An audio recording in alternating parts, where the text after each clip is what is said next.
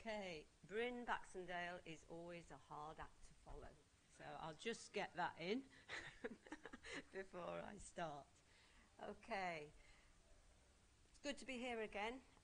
Last year I presented, and this year it's a bit of a follow-on actually, because last year we talked a lot about professional registration, and this year I'm just going to move it on a little bit because I'm very aware that the whole simulation opportunities for specifically technicians has moved on. I'm not a technician, Anne's already said, I'm an ODP by background, but I have been a very strong advocate for the simulation technician for a number of years. So today I'd like to look at a journey.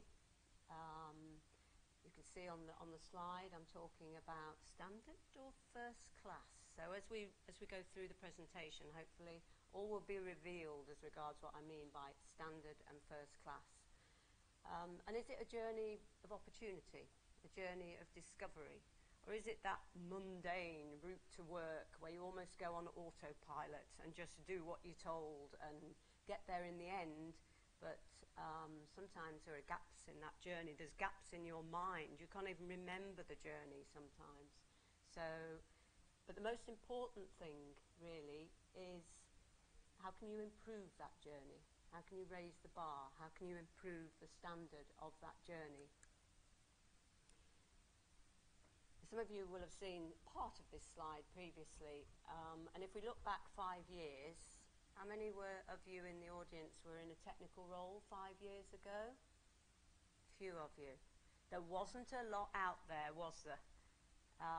When I was on the Clinical Skills and Simulation project, which Anne referred to in the Yorkshire and Humber, it was very early days. People were coming into the role and there just wasn't, you know, where do I go for this, Jane? Where do I go for that? And there wasn't very many places.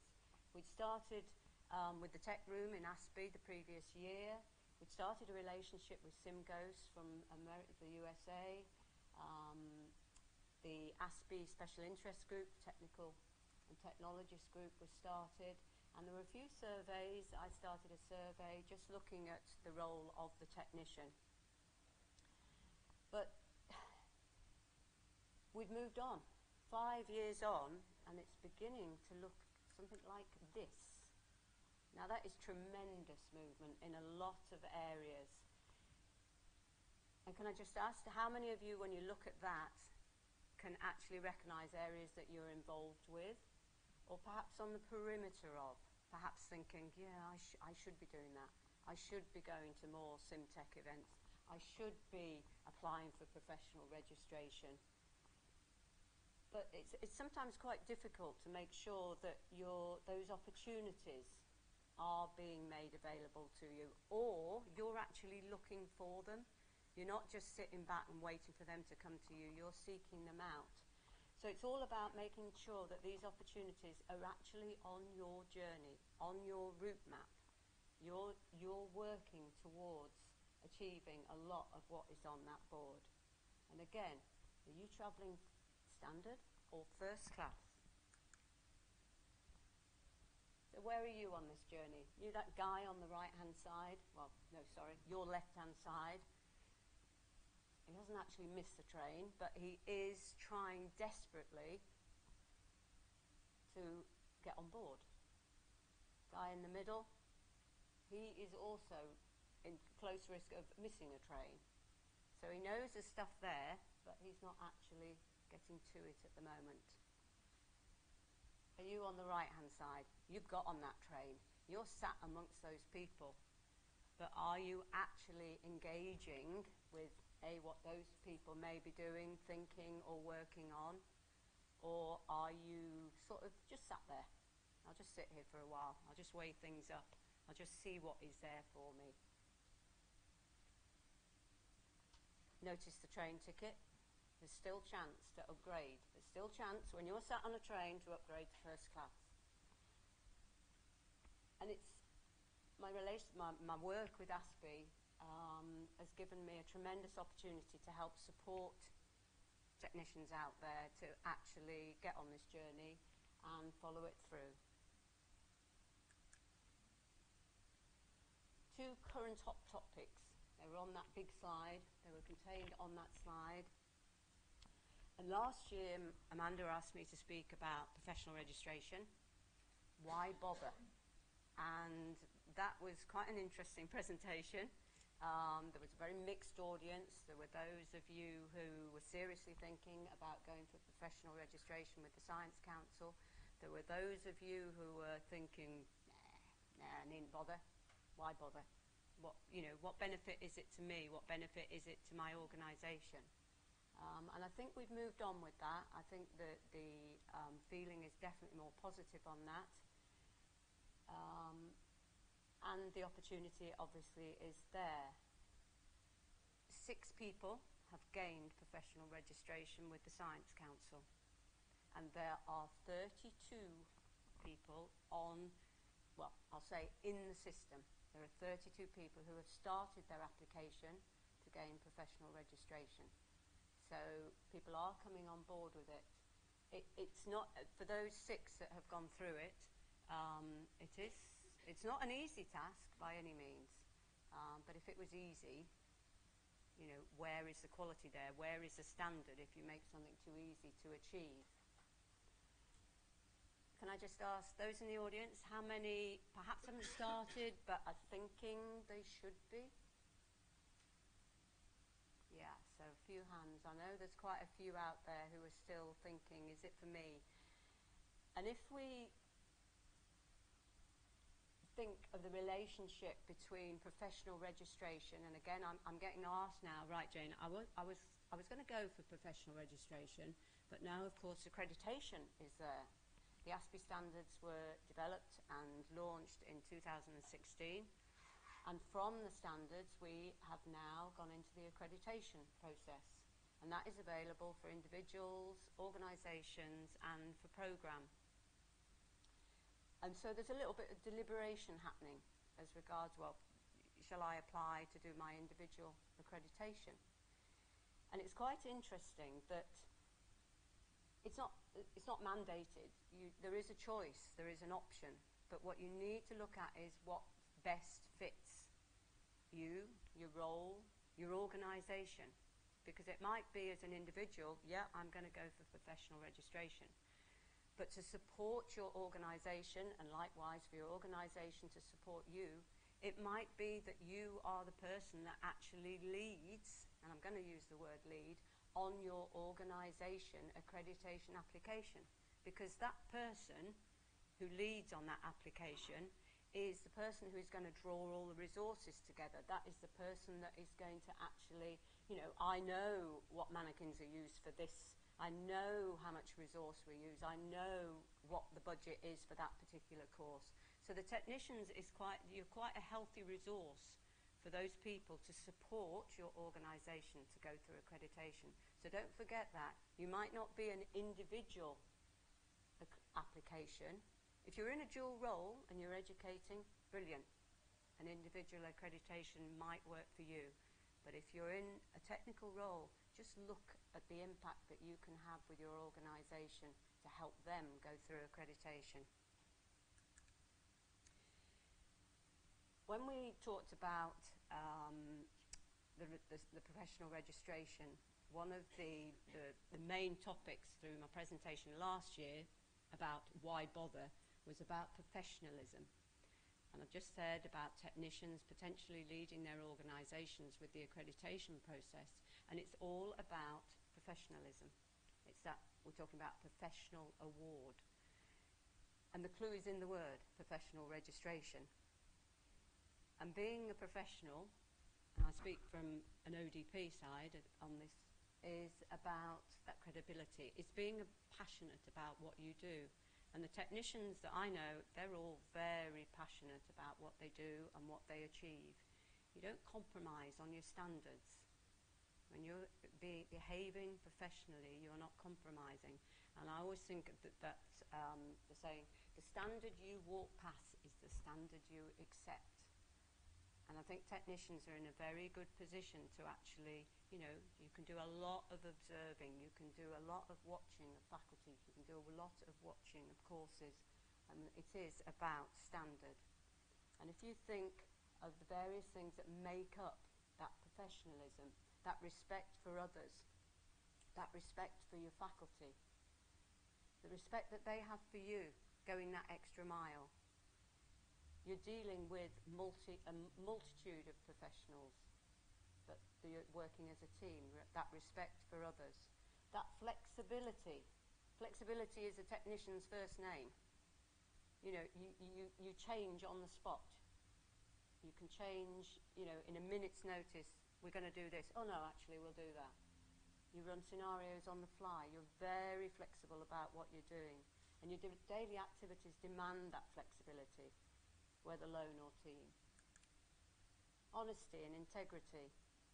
Being accountable for what you're doing. Being that trustworthy person. Competency. Now again, thinking of the professional registration with the Science Council, you will complete a competence report. Now the competence report isn't about ticking a box to say, I can do that, I can do that. It's actually writing a narrative. It's a narrative of what you do in your daily work activities. It's about professional image. I love the centres where the t-shirts are worn. I think that identity for the technicians, for the team, is absolutely brilliant. You immediately walk in and you know that we've got a team here that, as regards their image, that they are portraying. They're smart, they're wearing a uniform, and it does extend to the quality of what you deliver, what you're involved with. Self-control.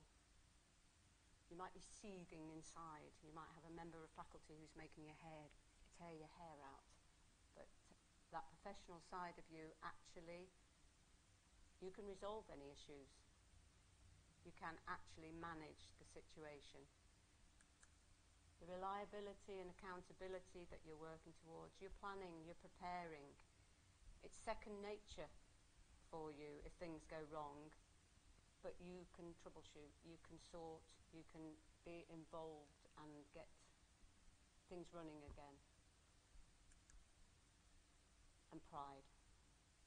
A person who's gained professional registration, I think there's always a pride for that profession, and that's, I think, a big thing for technicians, because a couple of years ago there was nothing on the horizon as regards gaining a professional registration and having pride for what you do.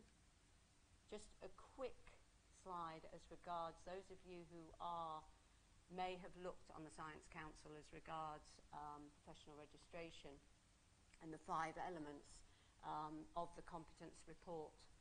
And I know those of you who've gone through it, I know some of those people are in the room today, and I've already mentioned that it can look quite a large task, but it is a narrative. It's a narrative of what you're doing in your daily work activities to complete each of the elements. And I was very interested this morning with Richard Hellier when he started talking about scientific principles. And the scientific is very noticeable in the elements of the professional registration. It keeps coming up, and a lot of the technicians were saying, what, you know, scientific principles? You know, what do they want me to write? And in fact, Richard demonstrated to us this morning that, you know, simulate the scientific principles under what we do. They're there, but they're not as difficult to see as we perhaps thought. So as you work through on that last one for E2, maintain and enhance competence in own area, practice through professional development activities. CPD is a big thing as regards professional, is part of your professional registration. Yeah, you gain professional registration, but then year on, you're going to have to prove, you're going to have to give evidence of your CPD, as with any other profession. So that second option, choice, again, not mandated. And I know there is this great deliberation of what is best. And as I said before, it's what is best for you and for your organisation. Obviously the accreditation guidance is there now, and you may very well have studied it. You may well have picked out areas where you think, you know, the technical side of things. I think technician, technical and technologist are mentioned 36 times in the standards. It's a very relevant. It runs through the whole of the standards. Okay, we haven't moved away from our journey, but we are going to divert now. We're going to go on another little route. You're going to divert from your planned route. And a couple of weeks ago, I presented at the North East Tech event, and the topic they gave me was best practice. And to me, this ties in with the standards and what we're trying to achieve. And it's this journey as regards the alternative routes, the additional routes, those diversions that you might take. You're still going to get to your destination, but you're actually, and probably won't be as quick, but it will all contribute to the skills and the knowledge and the quality of what you deliver.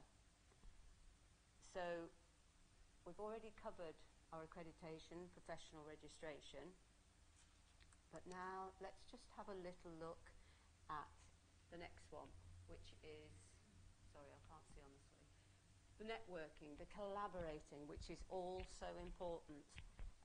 When you look back to that 2013, how little there was, and then we looked at the slide, what's going on in 2018, it's massive.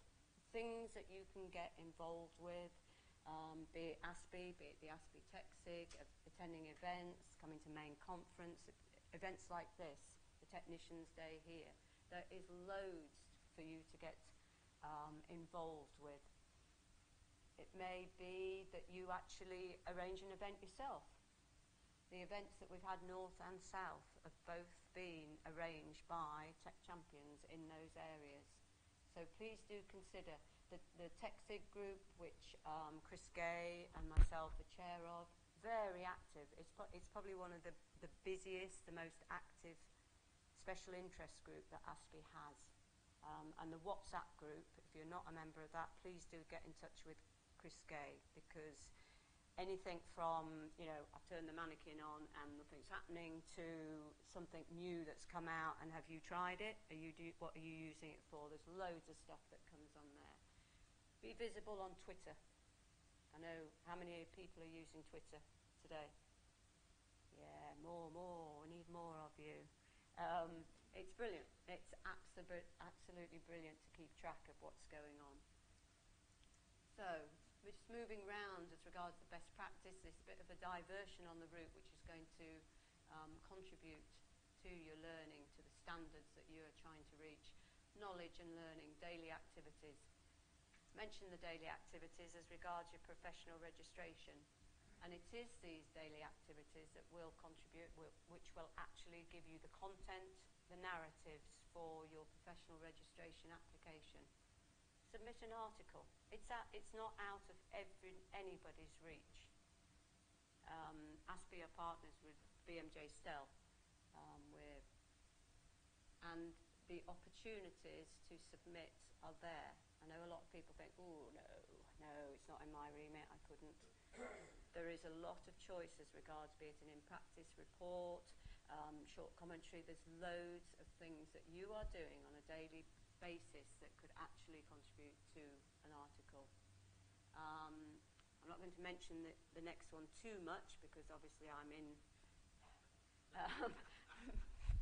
So, yes, okay then. I left it on the slide, but I thought, yeah. Okay, yeah, we've been working, as we've been working with Lairdal, because it was recognised, as I've said previously, that technicians, as regards to professional registration, taking that step, understanding what is required from the Science Council. So we've been doing a piece of work. We ran a pilot last year as regards this programme, the Simulation Technician Education Programme, and we are hoping to launch that very soon. And the first module is supporting the technician to gain professional registration, to complete an application. And subsequent modules will be as regards your CPD, supporting you, building your portfolios in preparation for providing the evidence for CPD. Have a bit of a plan. Think of your route, think of your journey, know where you're going. Think about, yeah, let me find something. Let me find something that I can attend that will actually increase my knowledge base. There is stuff out there. Sometimes you have to search a little bit. It might just be something at a local college or a local university that's been done. about audiovisual or IT that you could actually pick up on. So do a little bit of searching more local to you. As I've already said, a lot of your daily activities can be used for your professional registration application and CPD. And consider working towards a teaching qualification. Quite a few of the technicians now are doing a BTEC. I know of quite a few who've gone through it. And if if that's your tendency, a lot of you are teaching in your role. You're teaching your clinicians about your kit, about the kit that they're going to use. Formalise that role. Go and do a teaching qualification, even if it's an evening class. But gain that knowledge. I'm not going to say that you're going to step up and start, educate a technician. If that's the direction of travel, then that's brilliant. But you can still do a teaching role and stay within the technician side. And finally, there's this product development, this inventiveness that you all have at heart. That, I don't know, using green jelly and making things and, gory things, and, a clinician will come to you and say, well, could you do that? Yeah, I can do that. And you'll spend a bit of time, and the next time the course runs, you've actually done it. So it is there for you. Don't be frightened by my console tie trainer on the right-hand side. That was something that I developed and has been used. Hasn't gone much further, unfortunately, but there it is. And that's what happens. You develop things in the workplace, you use them for a course, but do you write an article about it? Do you take it any further? Do you approach industry? Do you patent it? Sometimes we don't always push out what we've done in the workplace. I'm going to move to your top left-hand corner. This is something that was on the 2018 slide as regards where we have come from and to. There's been quite a lot of work, quite a lot of, definitely a lot of interest as regards an apprentice standard for a clinical simulation technician. And I know there are a lot of organisations who would say, yeah, I'd have an apprentice. We ran a pilot in the Yorkshire and Humber for a cohort of clinical skills and technicians. It was very round peg, square hole. We had to start somewhere. We were funded to do it. The organisations were on board. It was very successful. There is one of our technicians in the room here. But unfortunately, we couldn't progress it. The funding wasn't quite there. Perhaps it wasn't the right time. Perhaps the support wasn't there. But now I'm really pleased to say that we have actually submitted a proposal for a level 3 apprentice standard for a clinical simulation technician. So all that work has paid off, taken time.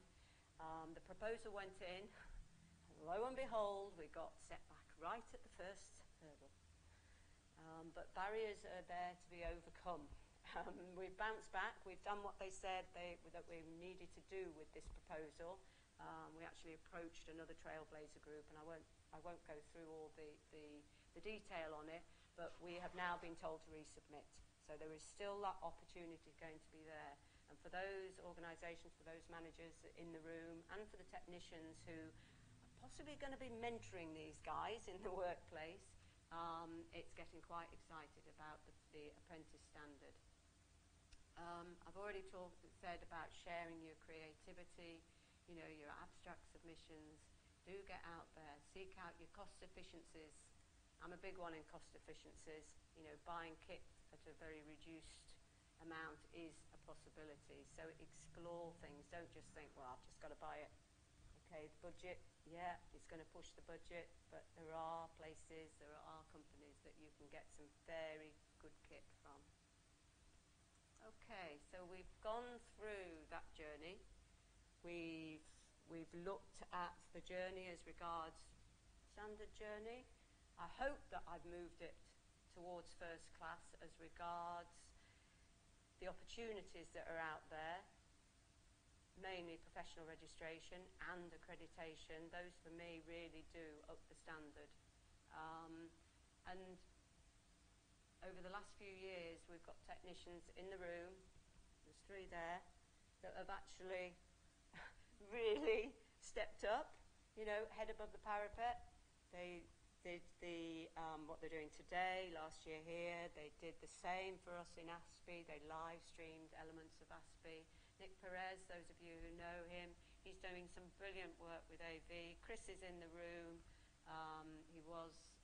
He stepped up as BMJ Stell editor so not editor itself, social media editor last year, and unfortunately he did step down from it. But we have another technician, the first one who gained professional registration, who has now stepped into the social media editor role for the BMJ Stell. So there's brilliant things going out there, and these are the people who have put their head above the parapet. They have reached that point. So well done them. So the journey, you might be that guy running along the platform. You might be sat on there, but there is always potential to lift your game, to actually step up and go first class. Thank you very much indeed. Are we questioning?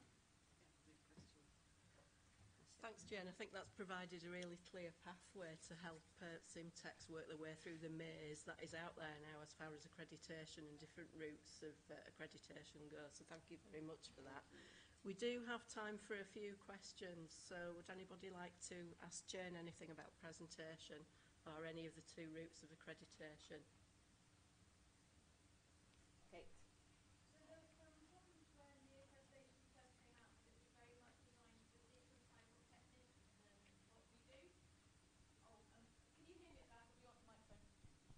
Hello? Oh, that's terrifying. Okay, so when some of us first started our accreditation, it was very clear that it was designed for a totally different type of technician, in particular a science technician. You're talking about professional registration now, yes. Kate? Yeah, that's fine. Which is designed very much for a technician within a laboratory style. And in fact, the whole thing is laid out. Now, I notice you're doing a lot more to train SimTechs on how to pass it. But have we actually done any work on making it more designed for SimTechs? It's very difficult. I mean, we're talking about Science Council. The Science Council has been in being for years. Their competency report is across the board, as you say. It has to encompass all the technicians that work in labs, be they pharmacy labs, animal labs. So it has to be almost, I'm not going to use the word, but I will, generic, cover all those professions. Simulation technicians, you are very niche. Everybody appreciates that. And I think it's all about putting it into context. It's all about, and Kate, you've been through it, you've achieved, and you've come out the other side. So your narratives obviously were what was expected. Whether you had to, really think about, well, what am I writing? How does what it says, and I've already talked about, is very heavy on talking about scientific principles, but you were able to put it into context yourself. You thought, right, I'm doing this. This actually fits in there. I can write my narrative. It might not, be a scientific principle, but it's an underlying principle. You did it. So I can't see the Science Council changing their competence report for, quite a small number, we're niche simulation technicians. It's a case of the individual and the support that they're getting to actually put it in context and do the, and complete it. We have a second question. Alex. Do you know come me. in tandem with your questions? Hi, Alex Saunders, lead for Sim at Brighton and Sussex University Hospitals Trust. Kind of two parts really, Jane, if I can. Yeah. You've got 6 people who have registered, 32 yes. going through the system. Are all those 32s from separate organisations, or are there clusters of 2 or 3 in the same organisation? Depending on the organisation, Alex, to be honest, because we know there are lone technicians, aren't there? Mm-hmm. And then there are groups, teams of 3. So that leads on to my second question, and that is, in the ASPE standards, theme 2 very much relates to SimTechs either being on the pathway or already being registered with the Science Council. Yeah. So is there something at ASPE where we perhaps need to look at a revision or an amendment? Because at present, if we've only got that many people going through and there are clusters, then not every sim centre will be able to achieve the standards. No, and we're not mandating the standards. At the end of the day, it is an option whether you go for achieving accreditation, working towards the standards and achieving accreditation. So there will be a review of the standards. You know, a document like that has to be. It's almost a live document. There will be a review of the standards, and that potentially is something that we will look at. But in the standards, it's working towards. Just because they haven't started officially, people have put hands up in the room today as regards, actually, I am going to work towards this. So it is about working it up. Nothing's going to happen overnight. We've come a long way. So if you said that it's not mandatory, No, it's standards or indeed registration. What I'm saying is it's not mandatory. The standards are there as guidance documents. Because that's best practice. If we want to present that as best practice. Yeah, and go for accreditation. ASPE is the only organisation that we are looking towards, other than the ones coming out of America. Yeah. Then we should be kind of working towards that best practice. Yeah. Opposed to saying, well, they're not really mandatory, or the That standards we're- isn't mandatory. I want to go for that, but if I have a syntech that says, do you know what, I can't afford it, I don't want to do it, then my SIM centre cannot achieve ASPE standards. And that's just my little kind of thing. Oh yeah, I know it's your little thing. Yes, I know it well. I know it well. I'm fully supportive of ASPE, right? I'm fully supportive of the standards, but standards that we can meet. That's what I want to achieve. Yeah, and I think there is a part of that which, for me, about organisations supporting their technicians to actually go through professional registration. You know, some are self-funding, I know, but there is this element of, you know, we talked about professionalism and having that mutual respect for what people are doing, and I think that's a little bit part of it as regards organisations supporting their technicians. And we've had that conversation Yes, we as have. well with regards to organisations. I'm a nurse by trade. I'm registered with the NMC organisation. My organisation has never in 20 years taken my registration. To do so with one professional or one group, professional group or not, opens a floodgate. And I cannot see any organisation that I'm associated with wanting to do that. I would like to support it, but those that actually hold the purse strings, I suspect, in some institutions may not. Yeah. And that becomes a barrier as well, which is a tragedy. Yeah, I appreciate that. You know, that's just opening it, that's making it a broader question, isn't it, as regards, yeah, okay. Thank you. Chris, you had a question. Hi, Jane. Hi, Chris. I just wondered for context, so we've got 32 in the system and 6 completed, so that's 38 Yes, people engaging with it. In comparison, you know, the ASPE or the other ASPE standards, you know, for centre and individual, how many Yes, people yeah. are involved in the system for comparison? At the moment, obviously, I have one accredited faculty member here with me. There's 4 that have actually achieved individual accreditation, and we have 2 organisation accreditation in the system. So you would say the engagement from technicians is probably a bit higher than the others at this moment? Yeah, then? yeah. Okay, cool. Got time for a final question? Anybody? No? No. Okay. Thank you very much, Jane. Thank you. Okay. Do you want to finish off? Okay, so just before you escape, so this brings us to the end of our focus on simulation technologies. I know that some of you have to go back to proper work tomorrow, run those busy simulation centres.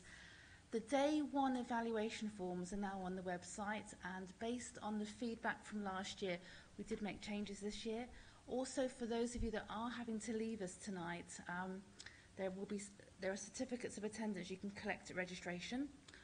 For all of you that are staying until tomorrow, there will be certificates for you for tomorrow and a day 2 evaluation form that only take about 5 minutes to do. But for tonight, this is a chance for you to let your hair down, chill out in the beach, play croquet. Some of us will be out of these lovely t-shirts, but thank you for saying, Jane, that it was good to wear t-shirts. That was great. So if you happen to be around 6:30 onwards and you would want some drinks, alcoholic, maybe non-alcoholic, and some food and drinking just to mix, Bryn will be here, Jane, Richard, a lot of the presenters from today are staying over. Please join us at around 6:30. So guys, thank you very much and enjoy the rest of your evening.